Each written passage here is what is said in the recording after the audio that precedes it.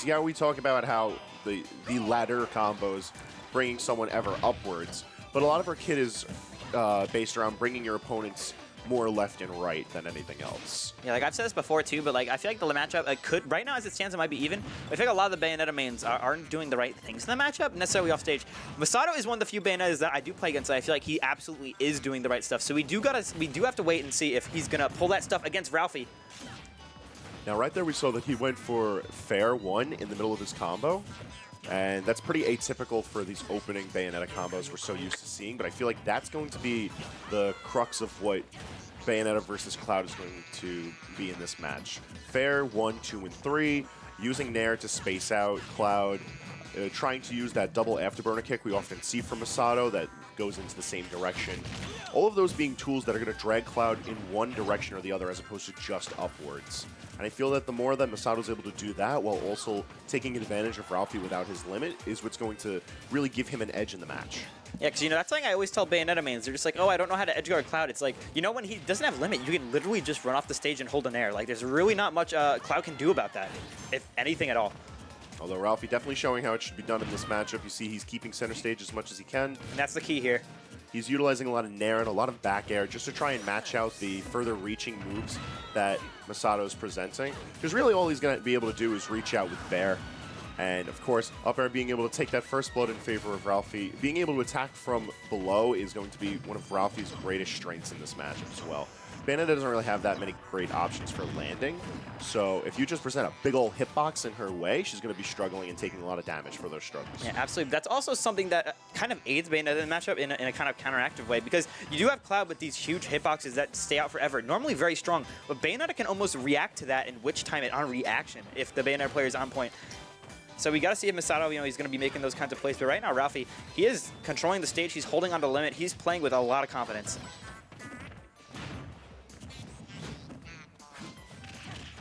One thing to know, Masato's been a bit more aggro in this match as opposed to previous sets this evening, and overall, it's definitely not like his playstyle, and I'm trying to figure out right now, what is it about Ralphie's play that's really driving this more aggressive edge out of Masato? I wonder too. You know, Masato, I've said this before, and I know 9B is his favorite of Bayonetta, but his neutral reminds me a lot of Salem's, honestly. You know, he's like he'll wait you out. I've said this before, but you know, if Hyde and Pankeki are sort of like the Captain Zax, you know, like a stronger combo game but weaker neutral, I would say that Ism and Masato, they're probably more like the Salems. Masato had said once before that he studied a lot of Salem coming into this, and you can see a lot of that in his play, how a lot of it's patience and punish-oriented. Although, I can see what you mean by bringing up 9B. QB's playstyle overall is just more reactionary-based, and I feel like everything in Bayonetta's kit, it rewards such a playstyle. Oh, I could see that for sure. You know, Masato, I know that QB is kind of like his Bayo idol, but like I said before, you know, kind of resembling Salem, definitely not a bad player to resemble by any means. You know, happens to be 11th in the world, so shouts to Masato there. But right now, that shield of his resembling a Tic Tac. He's got it down real low, but we got a witch time on Ralphie. Let's see what Masato's able to do with it. Not much, unfortunately. Yeah, it looked like he was maybe trying to get some kind of up-B shenanigans there, but nope, Ralphie is going to escape that. And now Masato, you know, like, I'm wondering, would a witch time do it? Oh, witch time will do it now. Oh, is he dead? No, he's not. No. Okay. I got scared there for a second, but no, he's living. Like I said, this is very reminiscent of Salem, you know, just kind of holding the down tilt, using the bullet arts, forcing Ralphie to approach by putting on %. The bullet art extensions help so much in this matchup. And what an excellent finish. He had to wait on that up air, too. Yeah. That was really good SDI from Ralphie. And also, my eyes might be deceiving me here, but you know how Salem was kind of working on that weird Bayo tech where you only get one hit of the up B and then it's hard to escape? It's just the single hit, yeah. I feel like I saw Masato just do that. Masato... I don't know if that was intentional or if he's taking notes. Masato occasionally integrates the single hit of Witch Twist into his play. And it works because if you don't SDI that one hit, you're in a mess. Because at least Witch Twist, it hits many times. You have many opportunities to get yourself out of that combo. You're stuck in a single hit. The single hit doesn't have a high SDI multiplier. So you get caught in a pretty precarious situation. Bring ourselves into game 2, though, and we're seeing that, you know, Ralphie's not in the best of situations himself right now, sitting at 59 and counting, and only finally having put some numbers on the board. You know, that's kind of the strange thing, too, because Ralphie, he took so much command and charge. He just kind of charged in. He was very confident, very aggressive. But all of a sudden, Masato, he's just like laying down the work. He's laying down the law here. You know, it's funny. Prior to his advent in the Long Island scene, I know that he played online a lot. Oh, yeah, no, absolutely. Actually, the funny thing, too, is me and Masato, we had known each other before he came to tournaments from the LOR Discord. And everyone, I kept on talking about this godlike Bayo player, and everyone's just like, oh, my God, he's probably bad. And, you know, then he shows up, and his first tournament, he beats Raptor and DK Will, so. It's so funny. You, like, you take the meta into account, but then you got to go another stage further, because you get these online warriors who are so adept at playing their characters on Final Destination and the various iterations. You're actually right. That's actually very true. Like, regardless of how well a character is supposed to perform on FD, they already have a game plan locked for this stage because it's what they're used to in their battlegrounds. Yeah, but you know, Masato, he's proven that the lag fest known as Smash 4 Online isn't the only place where he has very good reign of the battlefield. He can also do it at locals, sitting in the winners finals right now. And you know, not a lot of online players can say. You know, some online players have trouble at locals, but Masato, he's a man that definitely has the talent to do well at both. And right now, he's sitting with nearly half the percentage that he's managed to tack onto Ralphie. I think he wants a backer. I'm not sure though. Both of them would like a backer. It'd be able to clear up the field real nice. Right when he did that, he was just throwing them out. So I'm just like, I think he wants one. Yep. But you know, that backer is definitely going to seal it out. Oh, the up air will as well, though. Of course. Up air scales beautifully, deals nice amounts of damage. And Ralphie, he is not opposed to just letting a forward smash go when he needs to. You know, right there. You know, a lot of people, they'll say that cloud forward smash, really slow, not a good option. But it's kind of one of those, like, what the heck did you just do options? You know, if you catch someone off guard, it kills incredibly early. It's a super dumb option. It's an option that's so bad, no one would think that you'd go for it, so it works. I've said this before, but, you know, a lot of people at AON, like, they will just call that straight up the EPO special. But, you know, like, it is something that is actually a legitimate option. It is not necessarily just a meme. You know, that is an option that is definitely usable for this character. I'm just saying, my guy, I don't know if you want to associate an option that we just called the super bad to be something you named after. Nah, man, I'm a living meme. We live those. We live it.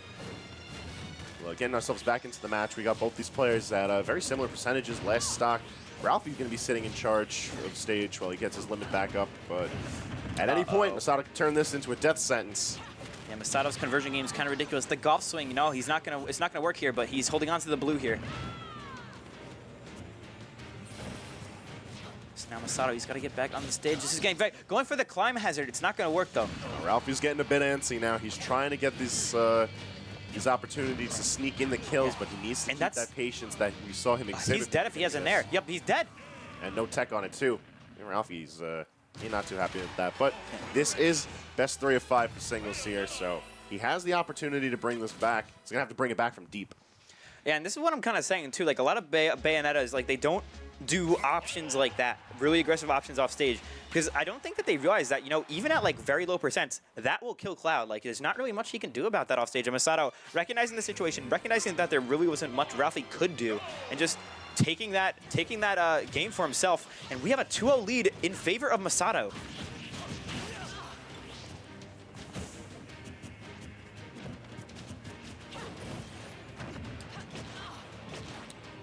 Now we got the up air chains coming through.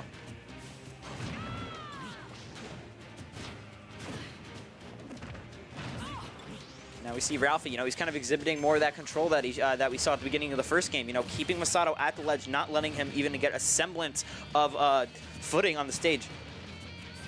That's really what you need to do against Bayo, because the second you give Bayo an inch, she will go a mile, and she will take you a mile up to the top of the stage. Is that what we're going to see right now? Not just, the percentages aren't there, and Ralphie seems to have the SDI on these combos fairly nice. He's getting himself into unopportune situations for Masato to continue them. He's figuring out his ways around it. He's getting the slow download. This is the upstate New York download speed, that wired connection, but it's still wired through your neighbor's goat farm. Oh, yeah, I got you. So it's slow enough, but slowly but surely, Ralphie's figuring out his way around Masato. It's really a question now if it's too little too late. Yeah, that is definitely the question, because we do got to keep in mind Masato does have that 2-0 lead, but right now, Ralphie, you don't want to hear none of that. You know, he's exhibiting all this. That was just such a... Is he dead? That was a crazy read and a reaction. That was so good. I am blown away. This man used the first swing of Limit Cross Slash to catch him, and then used the rest to neck him. That was absolutely incredible. And we're seeing the immediate move from Final Destination, bringing us to Dreamland for a Game 4. No, not a bad stage for either of these characters, that's for sure, but Bayonetta, you know, she's going to want to take you off the top with the Witch Twist combo, so it's definitely going to aid her. Oh my god, and we already see a very early... It's okay. not going to be. Yeah, I was gonna say, I don't want to say anything too early, but you know, we have seen people die that early to Bayonetta. No, this man looking like I don't know what he's looking like with this premature witch timing, but you can't be doing that at early percentages, especially when you're not in situations to really make the most of it. I feel like since he was above, he could have gone for the down tilt to pick up, go for the fair, and then start something real. But instead, Masato didn't really know what to do with that situation, because it's not often that you get a witch time so early on. And Masato's not really known to really fish for witch time. It's not really a reliant part of his kit. So it's kind of expected that we don't see the greatest of punishes out of it when it's not the simple up tilt into up smash. And that was a crazy, crazy cross slash off stage. You know, Masato was nowhere near that. Maybe he's going for a little bit of a deep read. Thought Masato would recover high, but no, Masato's going to stay under the stage, be very safe, but also throwing out that back air. You know, that was a safe option from Ralphie, and he does land it. Yo, the upload speeds on Masato looking a lot quicker now. Ralphie really figuring out his way around playing against this Bayonetta, and he's going in for the full juggles. Yeah, you know, that goat farm cost him the first 2 games, but now he's looking a lot sharper. Yeah, it's slow, but I mean, hey, he's in there now. Better than nothing. Right now, Ralphie's showing, you know, even when someone's up 2-0, you could definitely mount a comeback.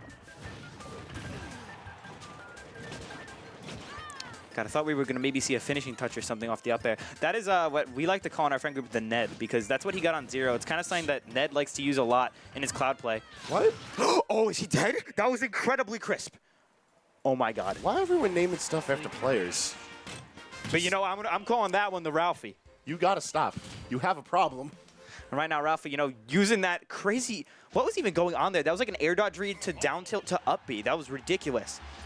Yeah, Masato looking... a little suspect right now. My man's shaking, but can he bring it back? That's the question. You know, I think either of these players can absolutely take this 5th game in the set. But Ralphie, you know, those games were dominant, and he closed them out in this kind of fashion where he... I don't want to say he made like a down low, so it was just like incredibly strong neutral play and winning neutral exchanges. But you know, Masato, we know this man can get the job done.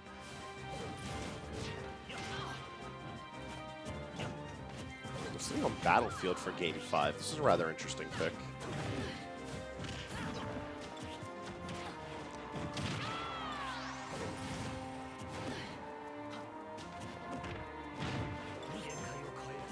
Ralphie's got his limit up, sitting at the ledge. He's got the percentage lead. We got the cross slash. Masato just throwing himself in there now. I don't know what happened. Yeah, Masato, like, he dropped that stock in like 40 seconds. I'm thinking someone had to show Masato the script, because this is looking a bit suspect on how quickly Ralphie's exposing this man. Oh, no, but oh, my God. He brought him back. Oh, my God, that was ridiculous. Because, you know, if he held that nair there, it might have killed. But, oh, is he dead now? That and yes, he is. Dream-like combo from ledge to roof. Yeah, he just kind of brought him all the way around town and then back again. And then all the way to the top of the stage to the stars. So now we got the pickup, so damage is going to be tied up again. But can Masato keep Ralphie from closing in right now? Ralphie got all the momentum in the world behind him. So much confidence behind this play. But right now we can't count out Masato. We know that he could definitely do it with one good conversion. But Ralphie, the cloud bread and butter, the finishing touch read, and Ralphie does it. Ralphie with an amazing reverse 3-0 on Masato, clinching down on his spot in Grand Finals from winner's side. I just want